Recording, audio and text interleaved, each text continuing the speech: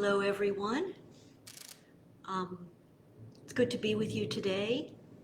And our topic for today is exploring the lessons of love in regard to family. And Mary Callie and I are looking forward to having a conversation about that. But something came up at the last minute, coincidentally, in regard to family that required her full attention. And of course, that needs to take a priority. And so we schedule our conversation for sometime in April.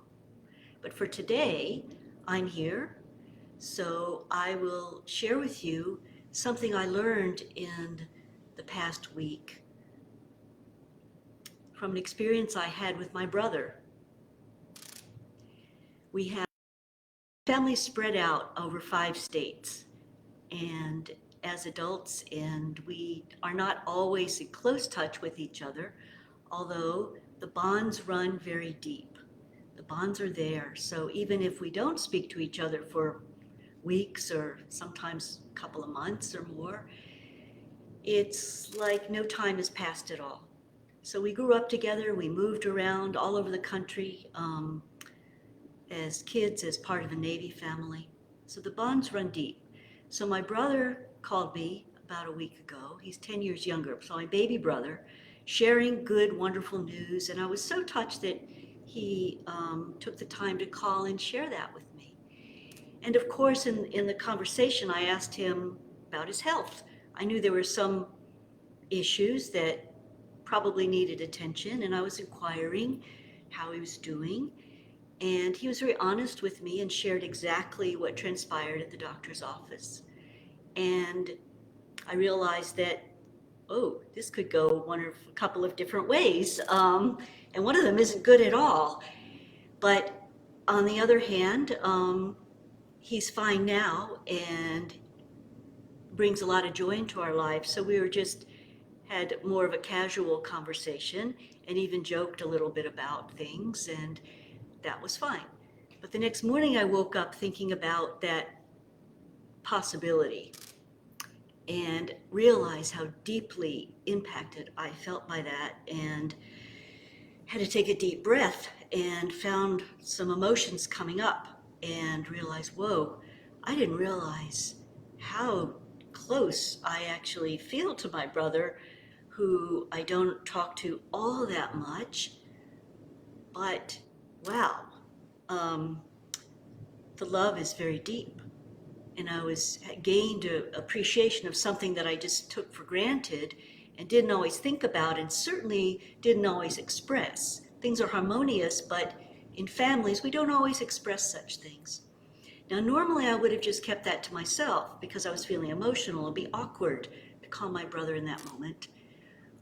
But I found myself picking up the phone anyway. And at first I couldn't even speak. That's how deeply this was impacting me. And I cried. I started to cry. And then I had to tell him about all of this. And it was emotional at first, but my brother being my brother, he has a way of turning things around, so you end up having some humor embedded in the situation. So we were able to lighten up and talk about that. But the main thing there that I was able to tell him is how deeply it impacted me, how much I cared about him, and how close I did feel to him, regardless of how much we saw each other or how much we spoke on the phone. And he agreed. He said, oh, we're close. Of course we're close.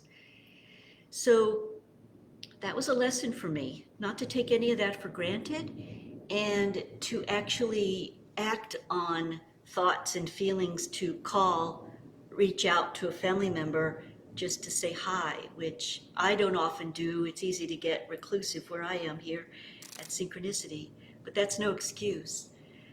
So any of you out there, if you have thoughts about calling a family member that you haven't spoken to in a while, I encourage you to go ahead and call just to say hi. And even if you don't know what you're going to talk about, or if it's someone that you don't, on the surface, maybe you don't have a lot in common with, but nevertheless, you're family.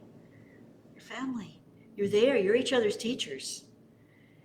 Especially if it's a challenging relationship, you're each other's teachers. And that's where love comes into it. Love shows up in a lot of forms, and it shows up as opportunities to connect or retreat. Connect or retreat. To give or withhold. Give or withhold. And my experience with that and lesson that I've learned over and over is that every time I give, I feel more. I feel more love. And love comes back to me. And I get to experience love. And that is a joy to experience love. So it's worth it to break through whatever hesitations we may have about reaching out and sharing that deep appreciation, whatever way feels most natural to you about that. Family is family. It's deep. And so it's something to take to heart and to appreciate what we do have in our lives and the love that is there and that can be expressed in whatever way you choose.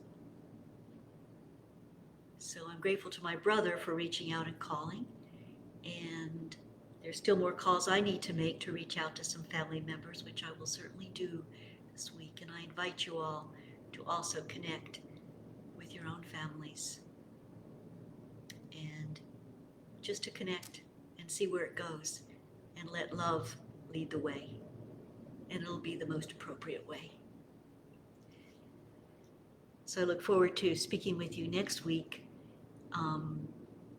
on another aspect of exploring the lessons of love.